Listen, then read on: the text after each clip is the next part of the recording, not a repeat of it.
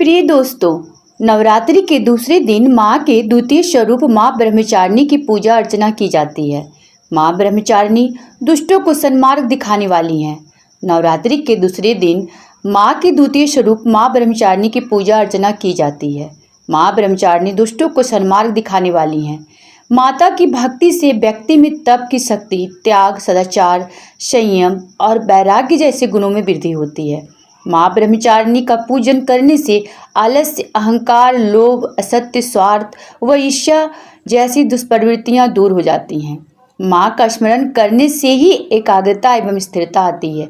साथ ही बुद्धि, विवेक व धैर्य में वृद्धि होती है। माँ का स्वरूप अत्यंत तेजमय और भव्य है। नवरात्र के दूसरे दिन साधक का मन स्वाधिष्ठान चक्र में स्थित होता है।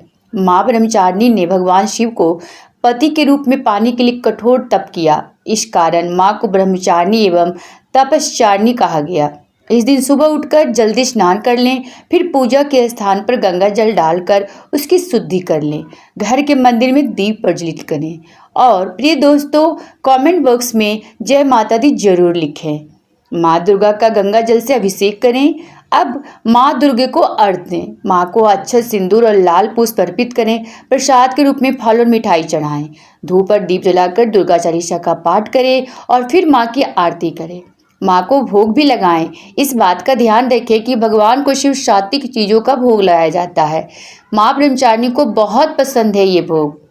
देवी माँ ब्रह्मचारिणी को गुड़हल और कमल का फूल बेहद पसंद है और इसलिए इनकी पूजा के दौरान इन्हीं फूलों की देवी माँ के चरणों में अर्पित करें। चूँकि माँ को चीनी और मिश्री काफ़ी पसंद है, इसलिए माँ को भोग में चीनी और मिश्री और पंचामृत का भोग लगाएं।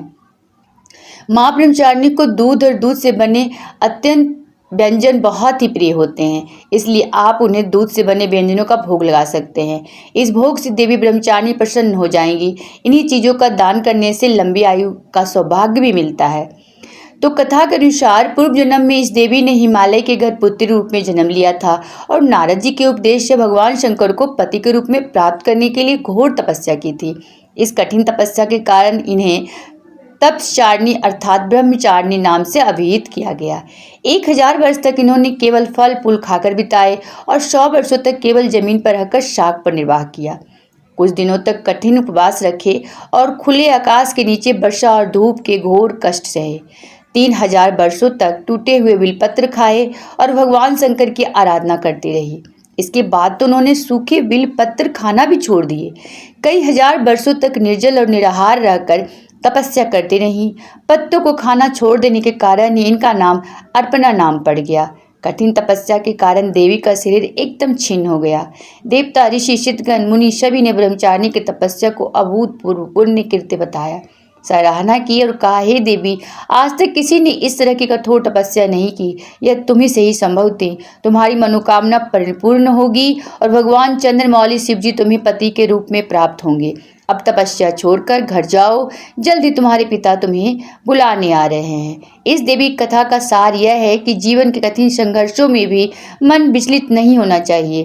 माँ ब्रह्मचारिणी देवी की कृपा से सर्व सिद्धि प्राप्त होती है। दुर्गा पूजा के दूसरे दिन देवी के इसी स्वरूप की उपासना की जाती है।